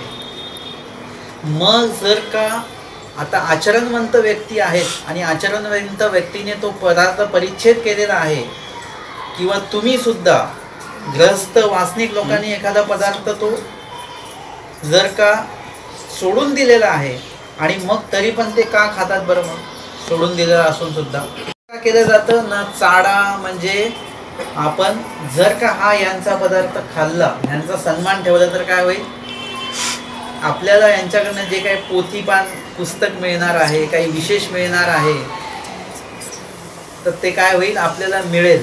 जर का नाही खाल्लं तर नाही मिळणार. म्हणजे एखाद्या पदार्थांच्या अभिलेषापोटी कोण आचरणवंत आहेत किंवा वासनिक आहेत, परंतु जो पदार्थ मिळणार आहे तो पदार्थ चांगला आहे, त्याच्यामुळे ते काय करतात, त्या पदार्थाचं सेवन करतात. एखाद्या दुसऱ्या पदार्थांच्या आवडीमुळे या पदार्थाचं सेवन केलं जातं, इच्छा नसताना खावं लागतं, खाल्ल्या जातं. किंवा मग भिडा म्हणजे समोरची जी व्यक्ती आहे ती कोणतरी मोठी व्यक्ती आहे, मग एखाद्या वेळेस ते अधिकारी आहेत आणि ते देत आहेत आपल्याला. तुम्ही गोड बंद केलेलं आहे आणि तुम्हाला दिलं गोड, हे घ्या, म्हणतात नाही मी गोड बंद केलंय. हो प्रसाद आहे देवाचा, मग आपण घेतो. ते प्रसाद आहे का, मग द्या. बाबांनी दिलंय असं म्हटलं की आपण म्हणतो मग द्या. बाबांनी द्या, नाही तर कोणी पण द्या, तो घ्यायचा नाही. तुम्ही परिच्छेद केला ना, मग तो घ्यायचा नाही. तुम्ही इतर लोकांचं काय तुम्ही बळी पडता, इतर लोकांच्या बोलण्याला. आमच्या स्वामींनी स्वतः आज्ञा पाठवली होती कोणाला, शांताबाईसांना, की खा तुम्हाला जे पाहिजे ते म्हणतात नाही, तुम्हीच सांगितलं परिच्छेद करा आणि आता स्वामीच मला सांगतात खायला, नाही खाणार मी. परिच्छेद म्हणजे परिच्छेद, स्वामींची हीच आज्ञा आहे मला. स्वामींची आज्ञा भंगली की नाही, ईश्वराची आज्ञा ते ईश्वराची कारणे भंगली. कुणासाठी भंगली? ईश्वराची आज्ञा ईश्वरासाठीच भंगलेली आहे. आपण जर का ईश्वराची आज्ञा जेव्हा भंगत होती, कशासाठी? आपल्या इंद्रियांसाठी. आपल्याला इथे खायचंच असतं. असं कारल्याच्या भाजीचा कोणी प्रसाद देऊ द्या बरं, खाल का तुम्ही? तुम्ही म्हणा नाही खाणार. परंतु आपल्याला आवडीच्या पदार्थांचा प्रसाद दिला, मग आपण तो प्रसादाच्या नावाखाली वगैरे आपण खातो. म्हणजे एखादी गोष्ट अशा पद्धतीने खाल्ल्या जाते. कधी कधी आपल्याला नकारता येत नाही म्हणून ती खाल्ल्या जाते. त्याच्यानंतर पुढचा प्रकार येतो दाटलेपणे, म्हणजे काय आहे की आपल्यासोबत इतर साधू मंडळी काही खात आहेत किंवा कोणीतरी अजून ज्ञानी आहेत ते खात आहेत आणि त्याच्यात आपण नाही बोलायचं म्हणजे ते पण योग्य वाटत नाही, लोकव्यवहार असतं आणि म्हणून ते खाल्लं जातं. वास्तविक तसं खाऊच नाही, परंतु एक अशा पद्धतीमध्ये आपण आता समोर बसलेल्या 4 लोकांच्या आणि आपण नाही घेतलं तर ते बरोबर वाटणार नाही म्हणून ते खाल्लं जातं. त्याच्यानंतर भीतीमुळे म्हणजे एखादा माणूस तामस आहे आणि जर का नाही खाल्लं तर काय होईल, तो तमतम करेल, तो भांडेल वगैरे काय होईल. आपण बोलतो ना ते जे आहेत ना ते नाही जेवलो आम्ही, नाही गेलो ना, मग ते नंतर मग ते बोलून दाखवतात, मग 4 चौघात बोलतात वगैरे. काही लोकांचा स्वभाव असतो तसा. मग त्यांच्या भीतीमुळे आपण काय करतो, ते खातो, त्यांनी काही बोलू नये म्हणून. किंवा मग पुढिलाचे दैन्य फेडावया म्हणजे पुढिलाचा पदार्थ जर का आपण नाही घेतला मग त्यांना असं वाटेल की बाबा म्हणजे सगळेजण खात आहेत आणि बाबांनी नाही घेतलं म्हणजे माझा काहीतरी दोष आहे, माझा काहीतरी अपराध आहे, माझ्या क्रियेमध्ये काहीतरी कमीपणा आहे असं त्यांना वाटू शकतं. म्हणजे एखाद्यांच्या घरी समजा आम्ही नाही गेलो मग त्यांना असं वाटतं की हे बाबा आपल्याकडे येत नाही बरं का, मग म्हणजे आपल्याविषयी यांच्या मनात काहीतरी राग आहे. मग त्यांच्या मनामध्ये जो काही एक अपराधीपणाची जी भावना असते ती भावना निघून जाण्यासाठी म्हणून आपण त्यांचा तो पदार्थ ग्रहण करतो की त्यांना वाईट वाटायला नको म्हणून ते ग्रहण केल्या जातं. आता हे सगळे जे काही गोष्टी आहेत या तर गुणदायकच आहेत ना, कारण की देवाने सांगितलेलंच आहे. म्हणजे एखादी गोष्ट आहे आता तेवढ्यापुरती तेवढी आपण केली तर काय त्याचा दोष नाही आणि पुन्हा ती दोष करायचा नाही, म्हणजे परिच्छेद तर केलेलाच आहे. एखाद्याचा दोष जर का एखाद्याच्या मनातनं जात असेल मग तो पदार्थ एवढूसा खायला काय होणार आपल्याला, प्रीती विको होईचे तर देवाचं वचन आहे. मग असं असून सुद्धा त्याला ह्या पदार्थांची आवड का लागते एखाद्या जीवाला, बरं का, सगळ्यांना नाही लागत, पण एखाद्याला का आवड लागते त्या बाबतीमध्ये त्या स्वामींनी इथे जो काही पूर्ण सांगितलेलं आहे वचन, हे वचन एकमेकाला पूरक येत असे. तर इथे सांगितलेलं आहे पक्षामध्ये की विरामाच्या आलेखनीय सेवी म्हणजे तो पदार्थ सेवन करत असताना कुणाच्या तरी त्या पदार्थांची जी चाड आहे विशेषाची किंवा पोथीची आणि त्याच्यामुळे ते खाल्लं जातं आहे किंवा कुणाच्या भयदडपणे खाल्लं जातं आहे, कुणाचं दैन्य फेडण्यासाठी ते खाल्लं जातं आहे, तर ते खाताना ती जी व्यक्ती समजा आचरणवंत व्यक्ती आहे किंवा उपदेशी व्यक्ती आहे ती काय म्हणते, मला काही होणार नाही. म्हणजे दुर्लक्ष केलं जातं त्या दोषाकडे. आपण काय बोलतो की बाबा आता काय, आता आपण तर रोज गाठी करतो ना, रोज देवपूजा आपली 3 टाइम चालते, स्मरण चालतं सगळं हे ते, मग आपल्याला काही होणार नाही. आणि आपण खूप जुने उपदेशी आहोत म्हणजे आपण कुठेही खाल्लं तरी चालतं. म्हणजे मागे एकदा आम्ही एका यात्रेमध्ये गेलेलो आणि नेमकं काय होतं की त्या देवतेच्या जे काय आवार होतं ना त्याच्यामध्येच ते जेवण बनवलं गेलं. सगळे जेवले, मी काही जेवलो नाही आणि मी थोडं लांब गेलो म्हणजे दुसरीकडे गेलो. यांचं बाकीच्यांचं जेवण होईपर्यंत मी आलो. मग एकाने ते सगळे जेवण झालेलं होतं सगळ्यांचं, ते मला बोलले बाबा जेवले तुम्ही? म्हटलं नाही जेवलो. ते म्हणे का नाही जेवले? म्हटलं माझं थोडंसं तब्येत खराब आहे, माझी ॲसिडिटी वाढली त्याच्यामुळे मी जेवलो नाही. ते बोलले आम्हाला माहिती आहे तुम्ही का नाही जेवले. म्हटलं तुम्हाला माहिती आहे तरी पण तुम्ही जेवलेच ना. ते म्हणाले आम्ही उपदेशी लोक आहे आम्हाला काय होत नाही. म्हटलं विषाच्या बाटल्या आणा 2, एक मी पितो एक तुम्ही पिया. तुम्ही उपदेशी आहात तुम्हाला काय होणार नाही. काटा आणा तुम्हाला टोचा मला टोचा, तुम्हाला काय होणार नाही. असं आहे. ह्याला म्हणतात विरामाच्या आलेखनी आम्ही खूप जुने उपदेशी आहोत, आम्हाला काही होणार नाही. आणि म्हणून जर का तुम्ही ते सेवन करत असाल तर मग काय होणार, आवडूनी ठाके. मग आपल्याला काय होणार, आपण म्हणू हो आपण एवढ्या मोठ्या देवतेच्या आवारामध्ये जेवलंय, तर छोटंसंच मंदिर आहे ते, काय होत नाही खा. नपळत आपल्याला जरी दिसलं नंतर तरी आपल्याला ती गोष्ट आवडून टाकणार आहे. जी गोष्ट नावडून आधी आपण घाबरत होतो ती गोष्टला आपण आवडीपूर्वक ते करायला जाणार आहोत. आणि म्हणून अशा पद्धतीने दोषाचा संचार होऊ शकतो. म्हणून उपदेशी लोकांनी एकदम मोकळं राहू नये की हे सगळं आम्हाला याचा काही दोष लागत नाही, नपाळतात खाल्लं कुठेही खाल्लं तरी आम्हाला दोष लागत नाही, असं नाही आहे. मळीनत्व हे सगळ्यांसाठीच असतं, सगळ्यांपासून ते सुरू होतं. ते नुसतं अनुसरलेलाच आहे, ज्ञानियालाच आहे, वास्तविकालाच आहे असं नाही. नामधारकापासून ते मळीनत्व आहे. आणि ते मळीनत्व एकदा चढत चढत जर का गेलं तर पूर्णपणे काय होणार आहात तुम्ही, ज्ञानी असून अज्ञानासारखं कार्य आपल्याकडनं होत राहणार आहे. आणि म्हणून जी गोष्ट आशा तुम्ही तुमच्या ओव्हर कॉन्फिडन्समुळे जर का तुम्ही ती गोष्ट स्वीकारत असाल, तो दोष स्वीकारत असाल, तर काय होणार, तो दोष तुम्हाला आवळून ठाकेल आणि त्या दोषाच्या आहारी तुम्ही जाणार आहात. आणि त्याच्यासाठी उदाहरण ते दिलेलं आहे. आता ह्या वचनामध्ये आपण दोन्ही भाग बघितलेले आहेत, म्हणजे एक गुणदायक पण बघितलेला आहे आणि दोषदायक पण बघितलेला. स्वामींनी दोन्ही बाजूने ते वचन निरूपण केलेलं आहे. म्हणजे आपल्याला गुण वाढवायचा आहे किंवा दोष वाढवायचा आहे, या दोन्ही गोष्टी आपण बघितल्या पाहिजे. काल सहज मी असं ते तपासत होतो, काही रेकॉर्डिंग आहेत, त्याच्यामध्ये मामाजींच्या आवाजातली एक रेकॉर्डिंग आहे लीळेची, आणि ते बघितली मी, ती लावल्यानंतर त्याच्यामध्ये ती लीळा सुरू होती आणि भटोबासांनी म्हणाले, स्वामींना प्रश्न विचारला, कधी एवढंसं जरी अन्न खाल्लं ना तरी पण पोट भरतं, पुरे होतं तेवढं. आणि कधी कधी असं असतं की जेवढं खाऊ तेवढं कमीच, जे आलं ते आपण खातच राहतो तरी पोट भरत नाही आपलं. असं का? स्वामी म्हणतात, जेवढी पिशवी केजी तेवढी होय. म्हणजे आपलं आहार विभाग जो आहे तो आपल्याला किती करायचा आहे, कमी खाऊन कमीच ठेवायचा आहे का जास्त खाऊन तो वाढवायचा आहे. आता मी या वचनाचं हे बघताना नुसतं ते आहारावर बघत नाही, ती पिशवी म्हणजे इतकी व्यापक आहे.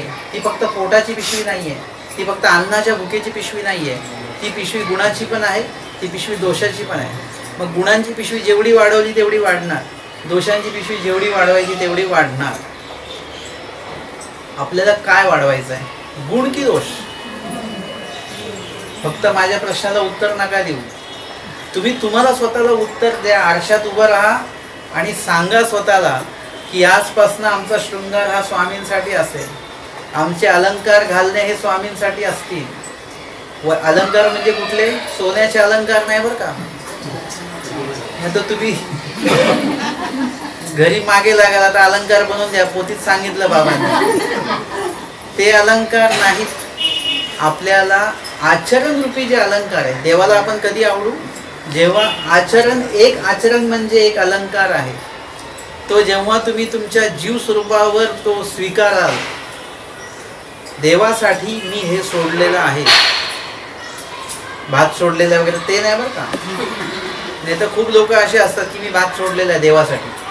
अरे देवासाठी सोडायचं ना, प्रपंच सोडा. डांगरेशांनी, त्याच्यानंतर बाईसांनी, त्याच्यानंतर महादेव भक्तांनी देह सोडला ना, ते सोडा. भात काय सोडताय? काही लोक भात सोडतात, काही लोक हात पण सोडतात बरं का, की मी डावा हात देवाला दिलेला आहे. डावा नाही तर दोन्ही हात देऊन टाकाय, दोन्ही हाताने काही कामच करायची नाही, खायचं नाही, काय नाही, चालेल का? देवाने जिथे तुम्हाला एक जन्म मागितला, एक देह मागितला, तिथे आपण काय हे इन्स्टॉलमेंटमध्ये EMI सारखं भरतोय का आपण? आज एक हात, मग काही दिवसांनी दुसरा हात, मग हा पाय, मग तो पाय. एकदाच काहीतरी असेल ते एकदाच समर्पित करून टाका. ही आहे ती आवड आहे. आणि त्या दृष्टिकोनातनं जर का आपण प्रवास सुरू केला आपला, एक एक वचन, एक एक आचरण, हे जर का तुम्ही स्वीकारत गेलात, आचरण करत गेलात, तर तो तुमचा अलंकार एक एक. आणि ते अलंकार जे आहेत, त्या अलंकाराने स्वामींना तुम्ही सुंदर दिसणार आहात. आणि तेव्हा स्वामी तुमच्याकडे येतील भिक्षेसाठी, तेव्हा स्वामी तुमच्याकडे 3 दिवस बसून राहतील, तेव्हा स्वामी तुमची वाट बघतील. येईल तोची येऊ जाणेल, माई भट्टांची वाट बघितली आमच्या स्वामींना.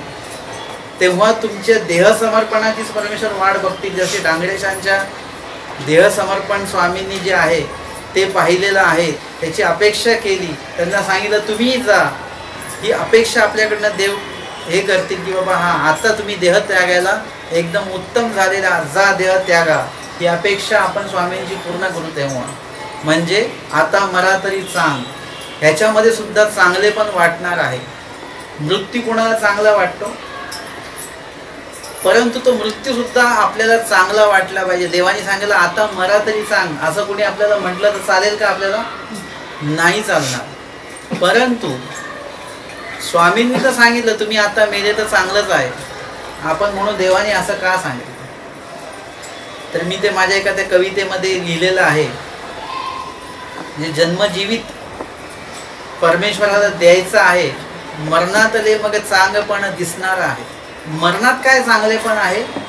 स्वामींनी सांगितलं मरा तरी चांग, तर त्यातून चांगलेपण काय आहे ते कधी कळेल? जेव्हा जन्म तुम्ही जीवितपूर्वक देवाला द्याल तेव्हा ते कळणार आहे. ते वचन कळण्यासाठी तुम्हाला जीवितपूर्वक आधी जन्म द्यावा लागेल.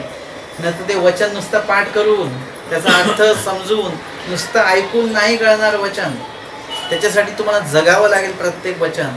त्याच्यामध्ये तुम्हाला आवडी निर्माण करावी लागेल, तेव्हा ते आवडूनही ठाकणार आहे. आणि मग वचन सांडिता ही न संडे. स्वतः स्वामींनी निरोप पाठवला शांताबाईसांना, आणि शांताबाईसांनी ते वचन जे स्वामींनी सांगितलं ते शेवटपर्यंत पाळलं. आमच्या स्वामींनी ती पोचपावती दिली. येथून म्हणितले ते म्हातारी एसीची घडले. आपल्या बाबतीमध्ये उद्गार स्वामींनी काढले पाहिजेतच, काढणार नाहीत असं नाही, काढले पाहिजेत. आणि त्यासाठी ही तुमची जी नावड आहे ईश्वराविषयी, ईश्वर ज्ञानाविषयी, ईश्वर आचरणाविषयी, ईश्वर विधीविषयी, त्याला तुम्ही आवडीमध्ये बदल करून घेणं हे तुमचं आमचं प्रत्येक जीवाचं हे कर्तव्य आहे. तर आजच्या या सत्रामध्ये आपण या ठिकाणी आचाराच्या चौथं जे वचन आहे, नावडत नावडत सेवी त्याची आवडणी ठाके, मग सांडिताही न संडे, या वचनावर आपण चिंतन केलेलं आहे.